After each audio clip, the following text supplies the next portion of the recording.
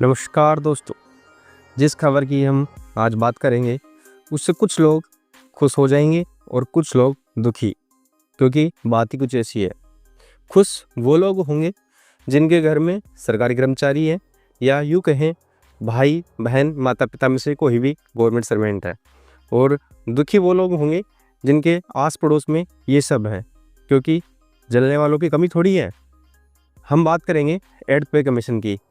आपको बता दें कि 8th पे कमीशन के बाद सरकारी कर्मचारियों की सैलरी में या उनके बेसिक में 35% तक बढ़ोतरी हो सकेगी, जिससे सरकारी कर्मचारियों से जलने वालों की संख्या में भी वृद्धि होगी।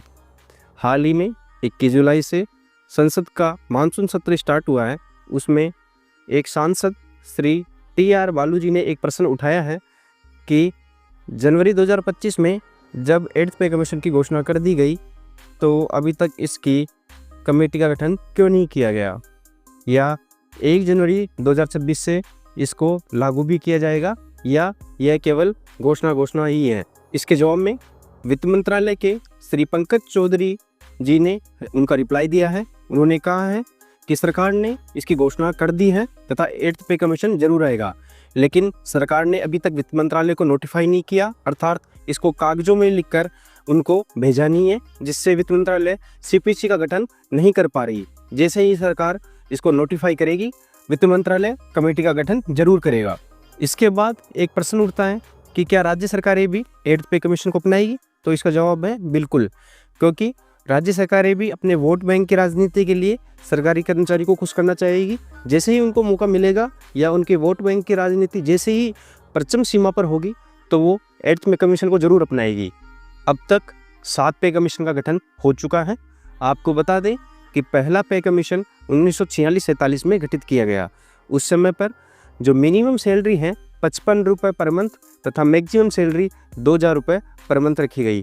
आपको इस चीज़ से अंदाज़ा लग गया होगा कि महंगाई की चरम सीमा कहाँ तक पहुँच गई है। चलिए बात करते हैं अब फिटमेंट फैक्टर की। फिटमेंट फैक्टर होता क्या है? आपने आसपास अपने दोस्तों में, अपनी फैमिली में या आपके नियर बाई बात करते हुए सुना होगा कि फिटमेंट फैक्टर के हिसाब से सैलरी बढ़ती है। फिटमेंट फैक्टर कोई टॉप नहीं है, कोई बड़ी चीज़ नहीं है, ये बस महंगाई का मल्टीप्लाई होता है। जैसे जैसे महंगाई बढ़ती है, सरकार समय समय पर सरकारी कर्मचारियों की बेसिक में उसको महंगाई के रूप में जोड़ देती है या महंगाई के रूप में मल्टीप्लाई कर देती है। जैसे कि बात करें कि 6th पे कमीशन में सरकारी कर्मचारी की जो बेसिक पे थी, जो मिनिमम बेसिक पे थी 7000 रुपये पर मंथ थी, और 7th पे कमीशन में वह 18000 रुपये पर मंथ कर दी गई, जिससे कि यहाँ पता लगाया जा सकता है कि यहाँ पर फिटमेंट फैक्टर है जो 2.57 है। तो चलिए बात शुरू करते हैं 8th पे कमीशन में फिटमेंट फैक्टर क्या हो सकता है। जैसे कि जो आज तक सभी जो पे कमीशन गठित हुए हैं उनमें फिटमेंट फैक्टर 2.57 के अराउंड रहा है, तो इस बार भी लगभग 2.57 या इससे थोड़ा सा नीचे रहने की संभावना है, क्योंकि सरकार का मूड लग नहीं रहा कि सरकारी कर्मचारी को इतना फ़ायदा देने वाली है। और लास्ट में आप सभी से एक रिक्वेस्ट है कि वीडियो को लाइक, सब्सक्राइब और कमेंट्स, अच्छे कमेंट्स करें, जिससे हमारा मनोबल बढ़े और हम आपके लिए अच्छी वीडियो ला सके। धन्यवाद।